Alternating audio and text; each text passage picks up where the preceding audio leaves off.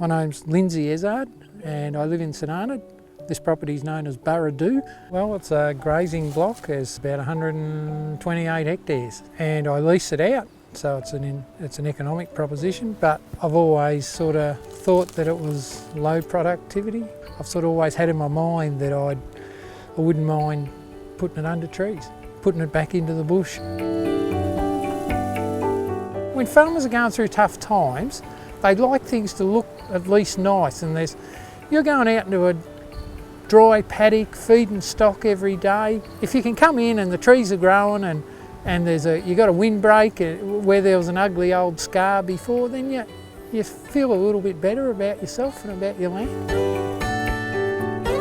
At the moment it's got those lines on it from those fence lines, so it's quite square if you look at an aerial shot. Within those 5 years you'll start to see this sort of mosaic effect where the remnant's starting to move, where the viable seed's getting dropped and it's getting a chance to germinate and stay.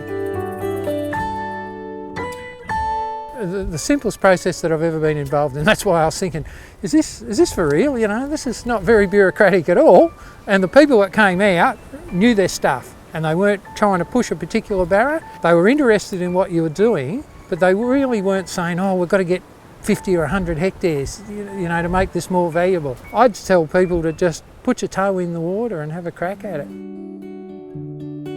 know enough to know that there's not much bush left around, and this is probably the largest patch of contiguous bush left on private land in the Avon Richardson catchment. And I reckon I'm just adding value. But I'm the one who potentially is going to lose the money, but I don't see it that way. I see it as a gain.